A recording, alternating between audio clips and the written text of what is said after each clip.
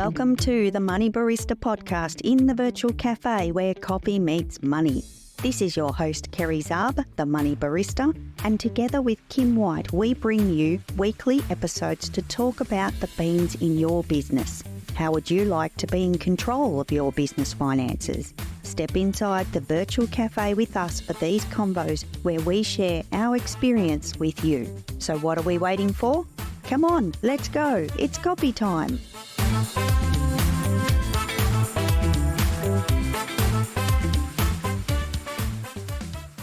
Welcome back, Kim. Hey, Kerry. What are we going to talk about today, Kim? Ooh, well, I have a two-part question today, Kerry. One of our listeners asked a great question that prompted me to add a second question on of my own, Kerry. Okay. How's that for a mixing it up or a blending it? Oh, I do like a good blend, Kim.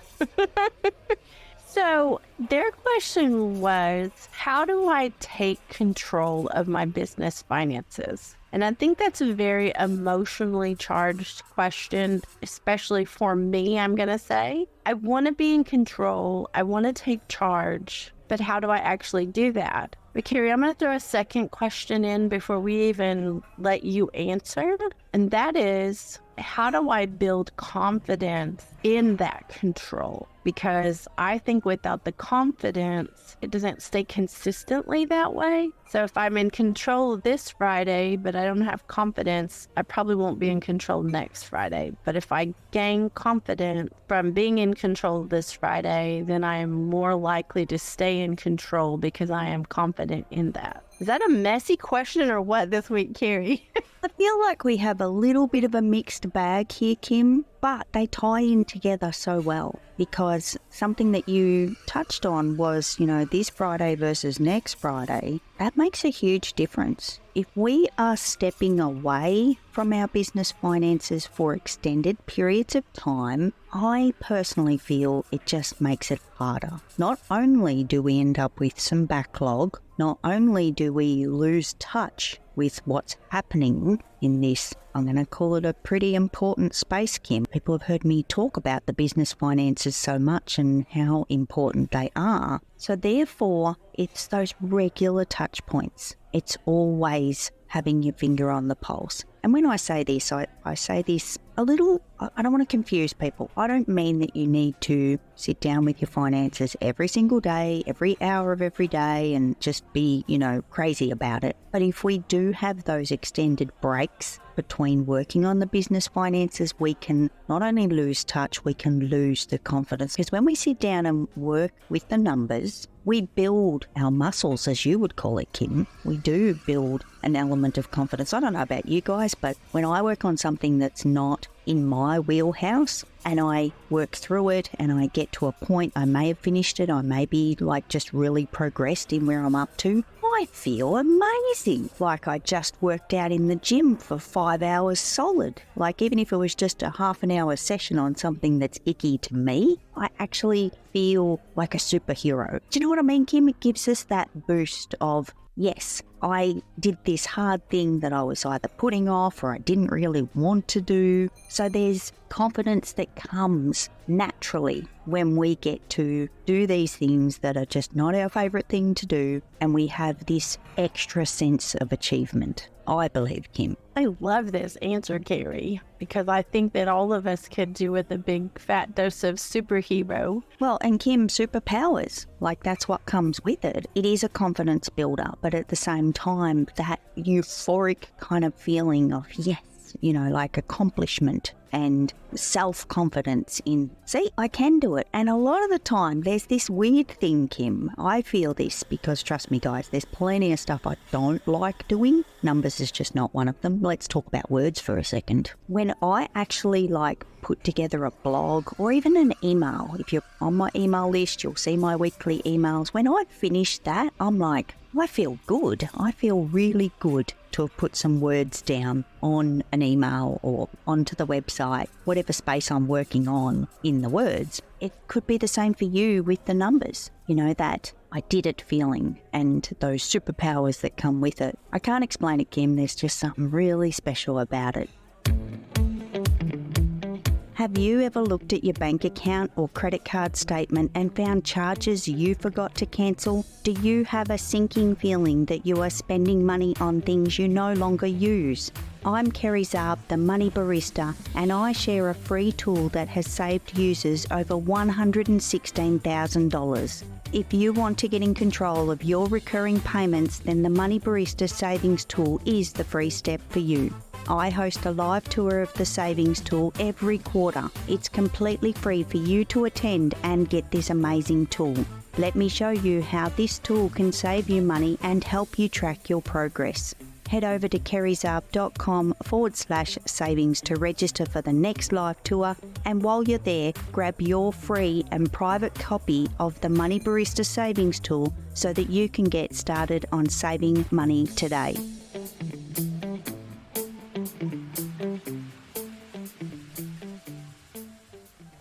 Do you have something like that, Kim, where you kind of come out going, "Whoa, look at my muscles, whoa, look at me"? I have plenty of moments, Kerry, when I need to practice things. Let me just say that.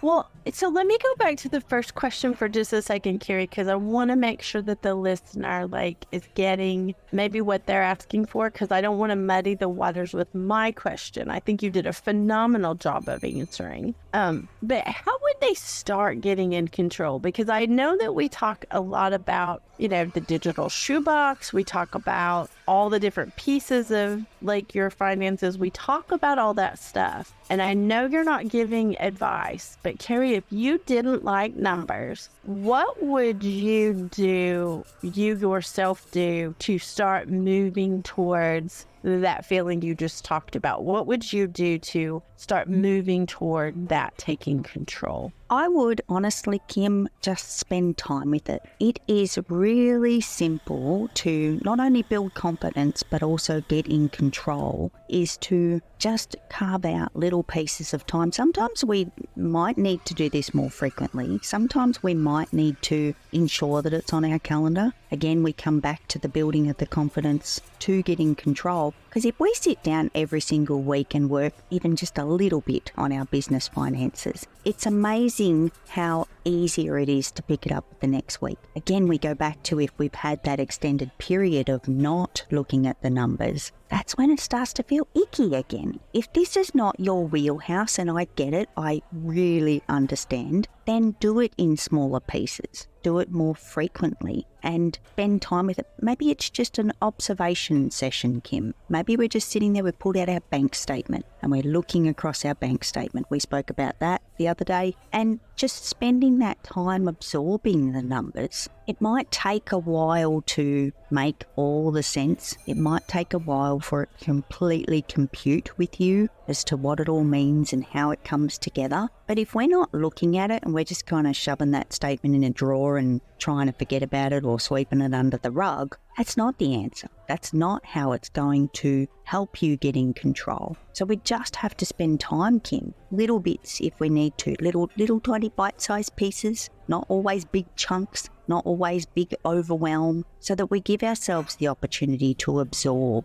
and understand what's going on to get in control. So if you are listening and you are one of the amazing business owners who does tune in weekly and you need more information than this, I'm going to suggest you send Kerry questions, because Kerry has done her best to answer all the listener and of course my questions, y'all. I'll be honest, my questions. But it helps all of us get better knowing these things, Kerry, and it's a great reminder, even if you're doing great with your finances, it is a great reminder to be consistent and to, not let those big gaps in time. So thank you for answering these questions, and thank you for helping me feel like a little bit of a superhero today and building confidence. So thank you, Kerry. Well, Kim, you're very welcome. And I want to say again that we're not all tuned in for this. We're not all built to play in this space. Everybody's going to be different when it comes to numbers, words, graphics, marketing, all the different pieces that all of us have to do in our business. And it's pretty hard, Kim. If you're a solopreneur, if you're out there and you've started your business, or you're even thinking about starting a business and you're embarking on this adventure of being all of these people, you think about a company and how many different departments a company might have and how many people come in with areas of expertise. And we're actually going to talk about outsourcing next week, Kim. So this ties into that a little bit. It can be overwhelming. It can absolutely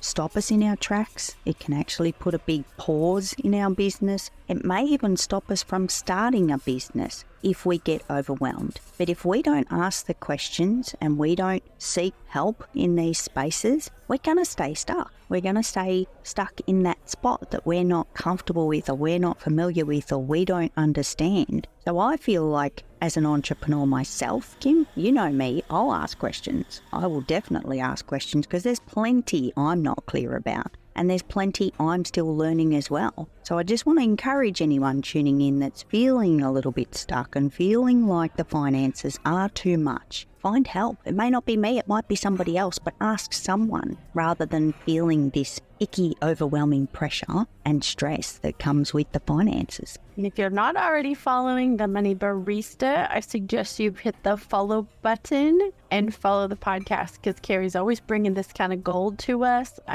Excuse me, Carrie, while I talk to that amazing business owner out there. So follow the show so that you don't miss out on any of these questions that Carrie answers every week. So thank you, Carrie Zohar. Thank you, Kim, for hanging out with me in the virtual cafe once again. As always, week on week, Kim's turning up every single week, guys. I want that to be recognised as well. She's going to talk about me, I'm going to talk about her, but she is always here as my faithful co-host, and I love these. I love these conversations, Kim. I love these conversations too, but y'all just be very clear out there. I'm the backup singer because I just need to ask all these questions. So thank you, Carrie.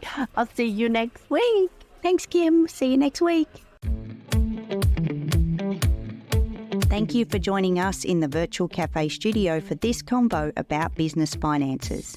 This production is brought to you by the Money Barista, Kerry Zarb. You can follow the show to be notified of future episodes, and if you're enjoying this podcast, we encourage you to leave a rating or personal review. Until next time, happy biz beans to you.